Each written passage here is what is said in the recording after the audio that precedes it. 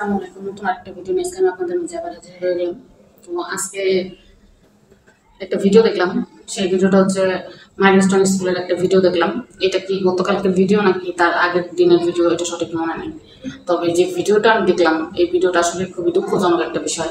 যে যে বাবা মাগুলো সন্তান হারাইছে, এই বাবা মাগুলোই কিছু দাবি দাওয়া নিয়ে স্কুলের সামনে গেছে।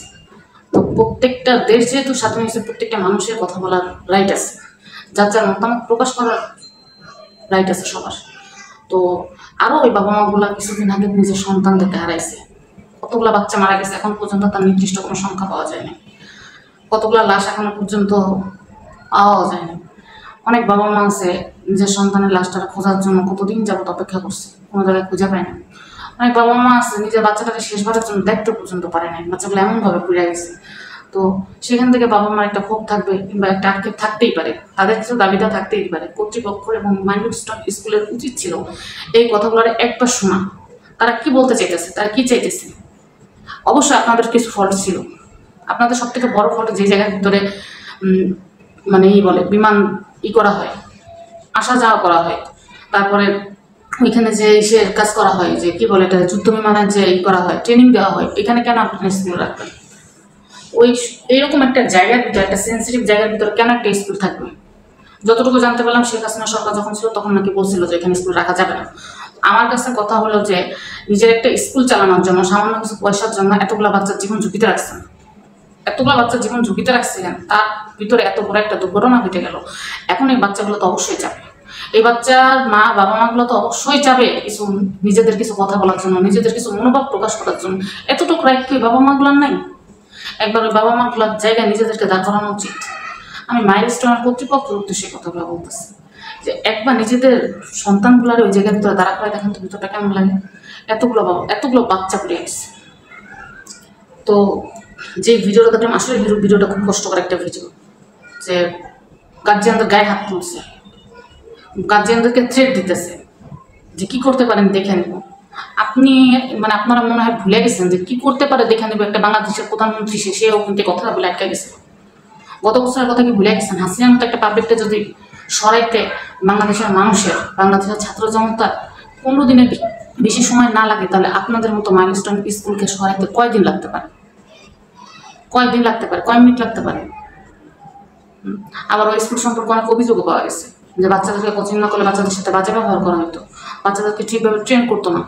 কেন? এটা এখন শুধু মাইলস্টোন না, প্রত্যেকটি স্কুলের মানে সমস্যা হয়ে দাঁড়াইছে।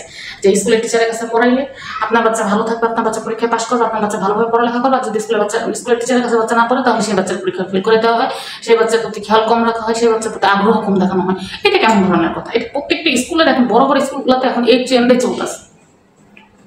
শিক্ষা যে মন্ত্রী আছে, এখন তো আর মন্ত্রী না, এখন হচ্ছে কি বলে এটা, শিক্ষা উপদেষ্টা, যাই হোক নিজেই হয়ে থাকুক না কেন আমি চিনি না। তো প্রত্যেকটা বিষয়েরই নজরদারি রাখা উচিত। অন্তত পক্ষে স্কুলগুলোতে কোনো কোচিং সেন্টার যেন না চালু থাকে, কোনো কোচিংয়ের যে সিস্টেমটা থাকে এগুলো যেন না থাকে, এগুলো থাকা উচিত না। প্রত্যেকটা বাবা মার সামর্থ্য একরকম হয় না যে হ্যাঁ স্কুলের বেতনও দিবে, একটা এত বড় মানে কি বলে যে ভর্তি ফি অ্যামাউন্ট, বেতনের যে অ্যামাউন্টটা থাকে, এটা প্রত্যেকটা বাবা মার প্রিফার করা সম্ভব হয় না। আবার সেখানে কোচিং ফি, মানে স্কুল চালাইতে আসছে নাকি বাচ্চাদেরকে শিক্ষা দিতে আসছে, নাকি মানুষ মানে অভিভাবকদের গলা কাটতে আসছে, আল্লাহ সে জানে, এটা বোঝার মতো কোনো ইয়া নেই। আর সত্যি কথা বলতে কি, বাবা মাদের এখন এমন একটা পরিস্থিতিতে দাঁড়াইছে, ওনারা মনে করে যে বড় বড় স্কুলগুলোতে দিলেই বাচ্চারা খুব ভালো পড়ালেখা শিখবে। যেগুলো নামি দামি স্কুল, নামি দামি স্কুল মানে সেই স্কুলের ভিতর খুব ভালো পড়ালেখা হয় সেই স্কুল, আর যেগুলো মানে নামি দামি না, যেগুলো বেতন কম থাকে সেখানে পড়ালেখা হয় না। এগুলো হচ্ছে আমাদের অভিভাবকদের একটা ভুল ধারণা। আমাদের এই মাইন্ডসেটটাও মানে পাল্টানো উচিত। সরকারি স্কুলে যারা বাচ্চাগুলো পড়ে, ওরা কি মেধাবী হয় না? ওরা কি পড়ালেখা ভালো পারে না? ওরা কি সামনের দিকে আগাইতে পারে না? বাংলাদেশে যে কয়েকজন বড় বড় মানুষ আছে তারা কত বড় বিশ্ববিদ্যালয় থেকে পড়ে আসছে। এগুলো আমাদের আমরা যারা অভিভাবক আছে, আমাদের অনেক ভুল আছে, আমাদের অনেক জানার ভুল আছে।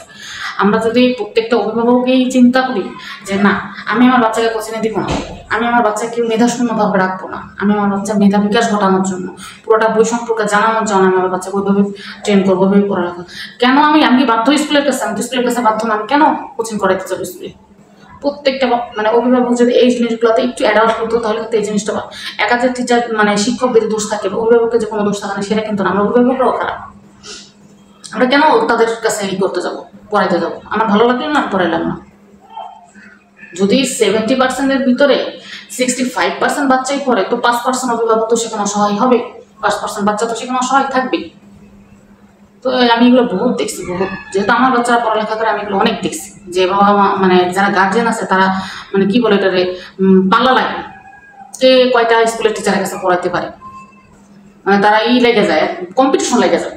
এগুলো আমি অনেক অভিভাবক দেখছি এরকম, যে স্কুলের বাচ্চা স্কুলের টিচার না পড়ালে হবে না, পড়াইতেই হবে।